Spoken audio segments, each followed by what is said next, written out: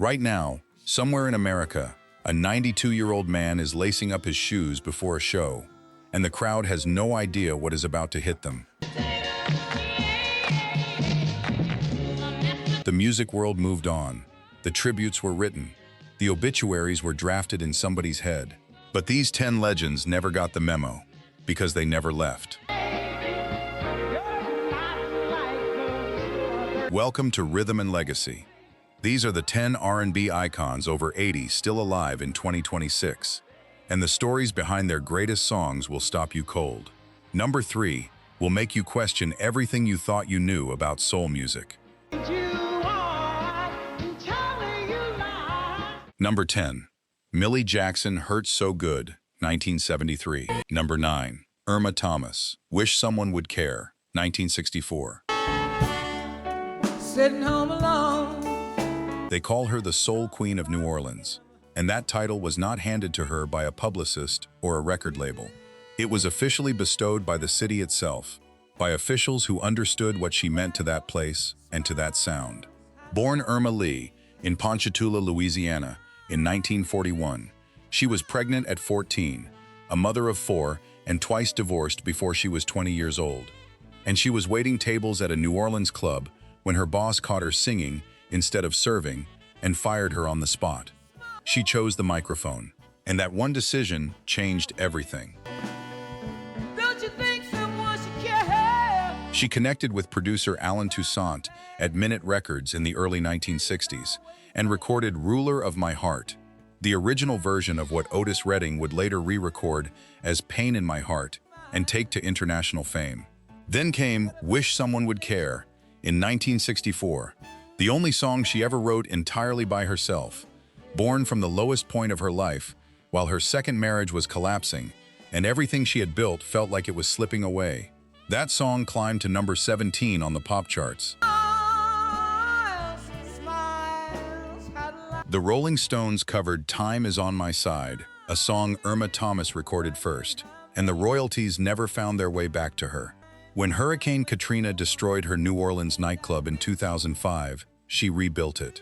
She won the Grammy for Best Contemporary Blues Album in 2007, more than 4 decades into her career, and at 85 years old, the Soul Queen of New Orleans is still performing, still choosing the microphone every single time. Number 8. Little Anthony, Jerome Gourdine, Going Out of My Head, 1964. There is a high, soaring, heartbreaking tenor that has lived inside American music for over 65 years. A voice so distinctive that legendary DJ Alan Freed gave its owner a nickname that became more famous than his real name. Jerome Anthony Gourdine grew up in the Fort Greene housing projects in Brooklyn, started singing doo-wop in high school, and at just 17 years old recorded Tears on My Pillow with the Imperials in 1958. Selling over 1 million copies and earning a gold record before he was old enough to vote. Alan Freed introduced him on the radio as Little Anthony, not because of his height, but because of how impossibly young and soaring that voice sounded coming through the speakers. Going Out of My Head arrived in 1964 and hit number 6 on both the pop and R&B charts simultaneously. Frank Sinatra heard it and covered it. Dionne Warwick heard it and covered it.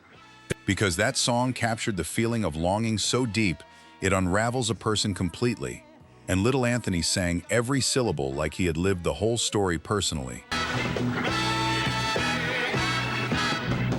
The Imperials were inducted into the Rock and Roll Hall of Fame in 2009, and the artist who stood at that podium to induct them was Smokey Robinson himself.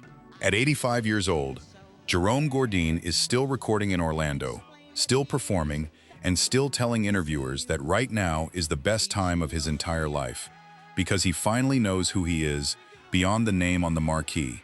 That kind of peace is worth more than any chart position that has ever existed. Number 7. Maxine Brown, Oh No, Not My Baby, 1964.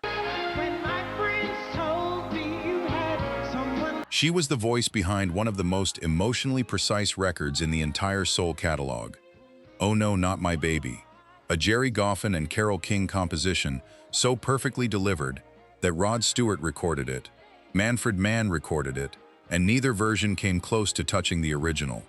Born in Kingstree, South Carolina in 1939, Maxine Brown grew up singing gospel in church, moved north to New York as a young woman, and was working as a medical stenographer in Brooklyn when she was invited to perform at a local club, one single evening that redirected the entire course of her life. Her 1961 debut single, All in My Mind, which she wrote entirely herself, climbed to number 2 on the R&B chart and crossed over to the Pop Top 20 when she was just 21 years old. The backing vocals on her records were provided by Cissy Houston and the Sweet Inspirations, the same group that backed Elvis Presley, and songwriters Nick Ashford and Valerie Simpson first tried to pitch their catalog through Maxine Brown at Scepter Records. When Scepter turned them down, those exact songs went to Berry Gordy at Motown and became some of the most celebrated hits in the history of the genre, including Ain't No Mountain High Enough for Marvin Gaye and Tammy Terrell. Songs written for Maxine Brown became Motown legends because one label did not see what another label missed entirely. She kept recording through the 1960s and 1970s, never receiving the mainstream recognition her talent demanded. And at 86 years old, she is still alive. Still the woman who made a Carole King song sound like a personal confession. Still the artist that Motown should have fought harder to keep. And still one of the most underestimated voices in the entire history of American soul. No. Number 6. Eddie Floyd, Knock on Wood, 1966. He wrote Knock on Wood during a thunderstorm at the Lorraine Motel in Memphis, Tennessee, the same motel where Martin Luther King Jr. would be assassinated exactly 2 years later. He and guitarist Steve Cropper were sitting in that room trying to write a song about superstition when lightning cracked open the sky outside the window, and Eddie told Steve a story about how he and his brother used to hide under the bed during Alabama storms because the thunder frightened them. Steve Cropper turned that story into a lyric. It's like thunder, lightning, the way you love me is frightening, and one of the most covered songs in soul history was born.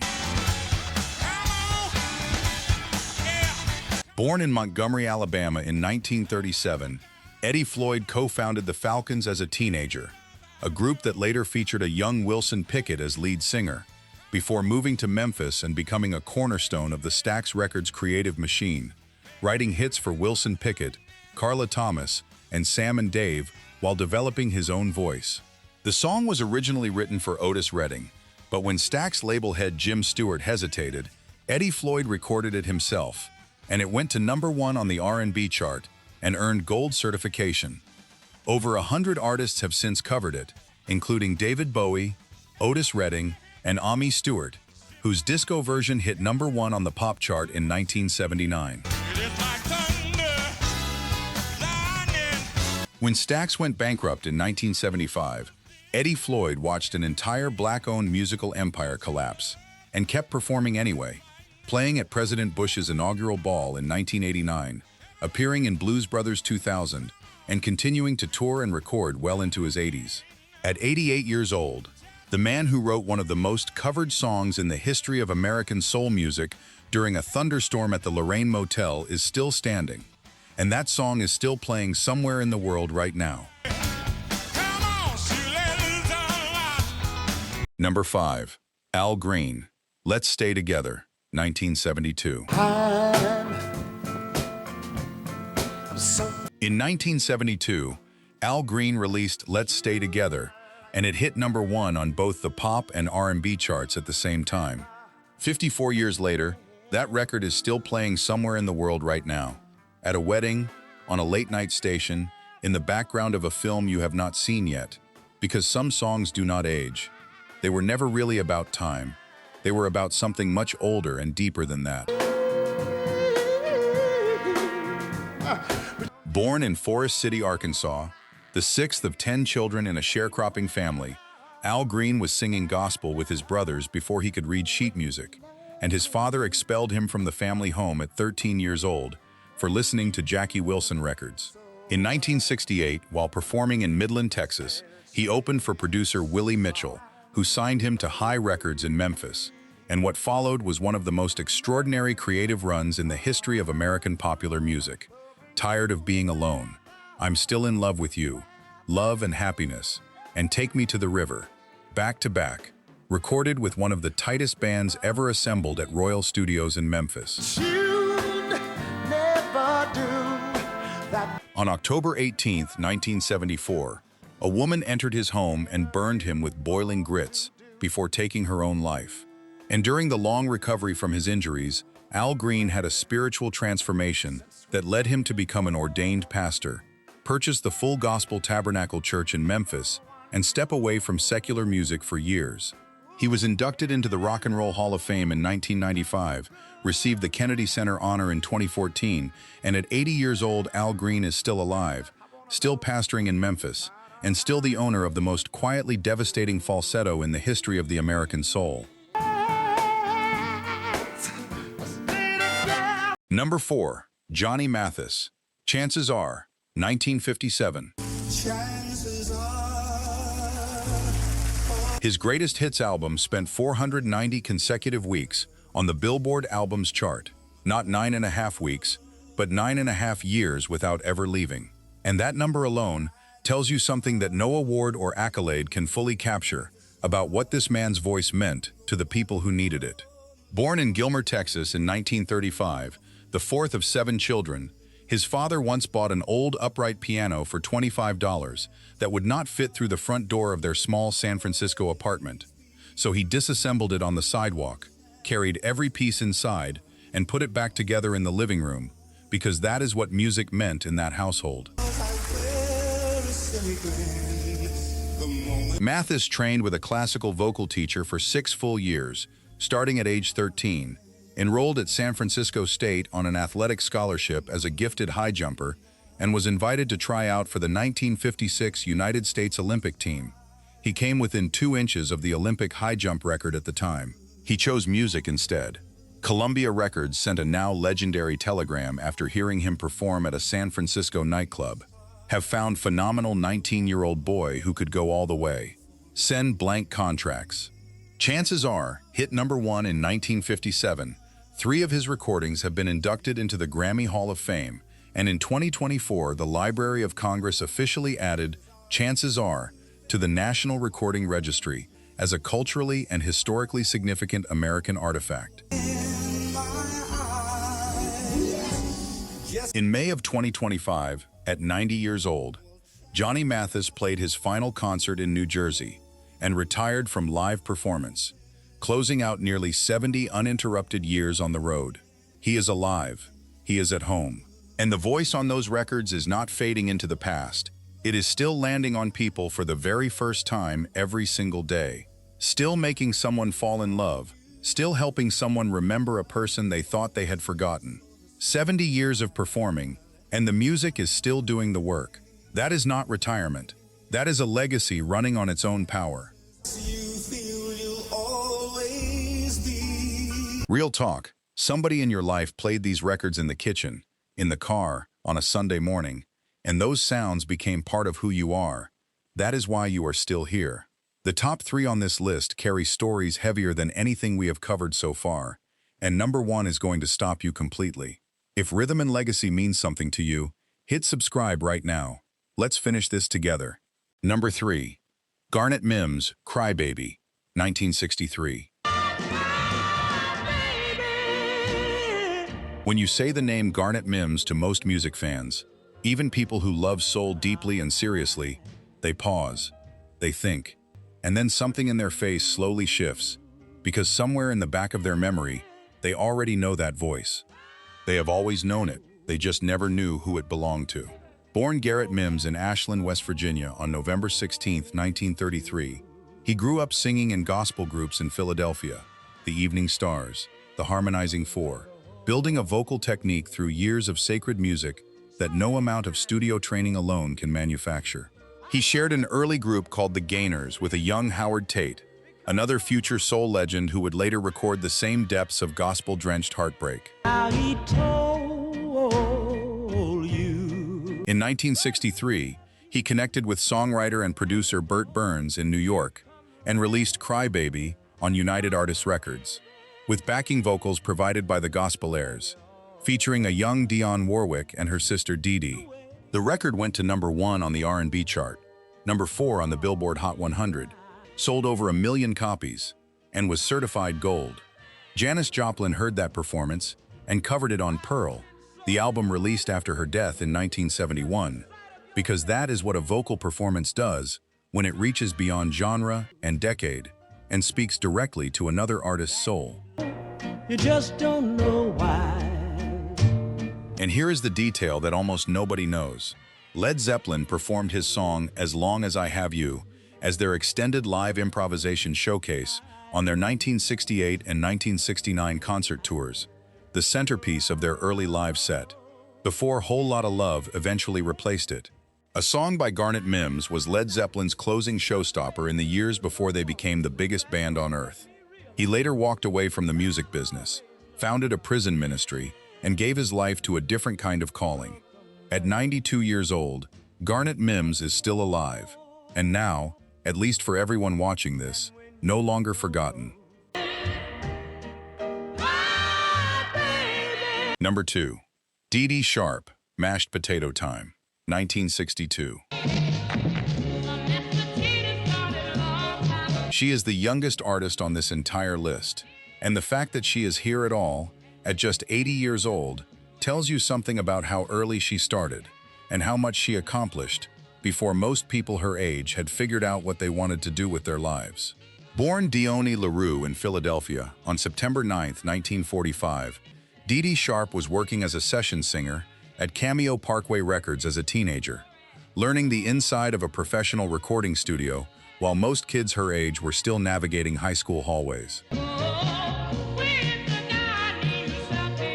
At 18 years old, she recorded Mashed Potato Time, and that record climbed to #2 on the Billboard Hot 100, sold over 1 million copies, and became one of the defining dance hits of the entire early 1960s. But anyone who wrote her off as a novelty act missed what was actually happening. Her follow-up Gravy hit the R&B top 10, Ride reached #5 on the pop chart, and Do the Bird hit #9, giving her 4 consecutive top 10 hits across 1962 and 1963, a run built on genuine artistry and one of the sharpest young voices Philadelphia had ever produced. She later married legendary producer Kenny Gamble and became closely connected to the Philadelphia international sound that would reshape American R&B throughout the 1970s, stepping back from the spotlight, not because the talent was gone, but because she made a choice about what kind of life she wanted to build. At 80 years old, Dee Dee Sharp is alive. Her full catalog is available on YouTube exactly as sharp and alive as the day it was cut. And the woman who gave America the mashed potato is still very much here. Number 1. Bobby Rush, Chicken Heads, 1971. Daddy told me on a dime bed. He was born in 1933, before Social Security covered most working Americans, before the Golden Gate Bridge was completed, before World War II, before Korea, before Vietnam, before hip-hop, before the internet, before streaming, before any of the technology that carries music to you right now even existed in anyone's imagination. Bobby Rush was born in a Louisiana farmhouse in a world that looked almost nothing like the one he is still standing in today. And when he wanted a guitar as a boy, and there was no money to buy one, he built his first instrument from broom wire, nails, bottles, and bricks, because the music was not going to wait. Lord have mercy. His real name is Emmett Ellis Jr., son of a minister, raised in Pine Bluff, Arkansas, who moved to Chicago in 1953 and entered the South Side blues scene alongside Little Walter, Muddy Waters, Howlin' Wolf, and Etta James, learning from the masters while still becoming himself. In 1971, he released Chicken Heads on Galaxy Records, a strutting, irresistible funk blues record built on 2 decades of juke joint showmanship that no studio could have manufactured from scratch. And it became his first certified gold record, embraced by the working-class black audiences who who showed up on Saturday nights and always knew exactly what it was, long before Rolling Stone or anyone else came around to agree. No, them chicken heads too. Rolling Stone eventually named him the King of the Chitlin Circuit. He performed at the Great Wall of China to 40,000 people. He contributed harmonica performances to the 2025 Academy Award-winning film Sinners. At 83 years old, he won his first Grammy Award for Best Traditional Blues Album, and then won 2 more Grammys after that. At 92 years old, Bobby Rush is still touring, still recording, still jumping into the air mid-set the way performers half his age refuse to even attempt. He once said, "I'm not just an old guy on my way out," and every single night he walks onto a stage, he proves it. This has been Rhythm and Legacy. If this music means something to you, hit subscribe. These stories deserve to be heard. Dreaming about you.